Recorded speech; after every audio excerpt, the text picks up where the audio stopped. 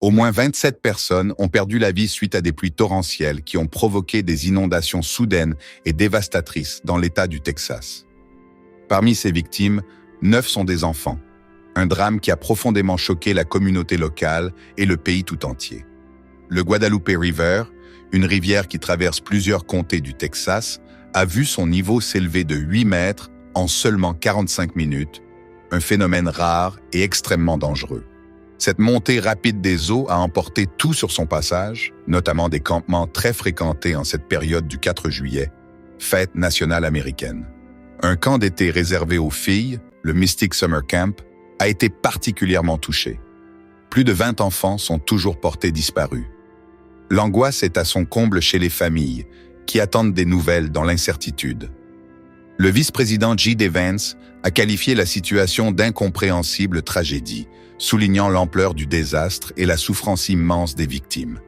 Les équipes de secours, quant à elles, mènent une opération extrêmement difficile.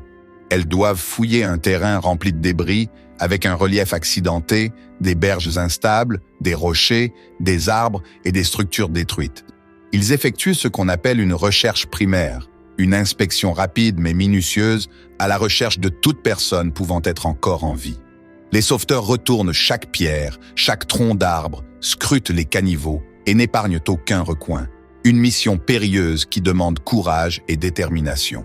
Sur place, les images sont glaçantes. Des kilomètres et des kilomètres de terre sont encore sous l'eau. Le camp, autrefois rempli de rires et de joie, est devenu un paysage de destruction, avec au moins 20 emplacements de tentes et cabanes emportés par les eaux. Des familles entières sont dévastées, attendant des nouvelles, se raccrochant à l'espoir malgré la peur et l'inconnu. Les autorités insistent sur le fait que l'absence de contact ne signifie pas forcément que les enfants sont perdus. Ils pourraient être simplement hors de portée des communications. Le gouverneur du Texas a déclaré l'état d'urgence dans plusieurs comtés, appelant la population à la solidarité et à la prière pour les disparus et leurs proches. Dans cette course contre la montre, de nombreux moyens sont déployés. Bateaux, drones, hélicoptères. Tout est mobilisé pour retrouver les survivants. Malgré l'éloignement de la côte, la garde côtière américaine a été appelée en renfort pour prêter main forte aux équipes locales, témoignant de la gravité de la situation. Mais la tâche est rendue encore plus complexe par la destruction des routes.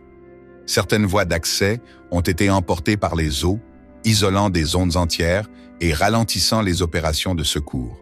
Le président des États-Unis s'est exprimé à bord de l'Air Force One, assurant que le gouvernement fédéral allait rapidement apporter une aide financière et matérielle. Il a souligné que le gouvernement travaille en étroite collaboration avec le gouverneur et les autorités locales pour répondre à cette crise. Ce drame rappelle la force destructrice de la nature et l'urgence de renforcer nos systèmes de prévention et d'intervention. Il appelle aussi à la solidarité humaine.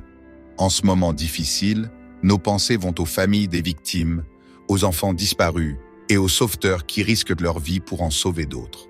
Je vous invite à prier pour cette communauté, à partager cette vidéo pour sensibiliser à cette catastrophe et surtout à rester vigilant face aux dangers liés aux inondations, un phénomène qui peut toucher partout dans le monde. Merci de votre attention. Prenez soin de vous et de vos proches.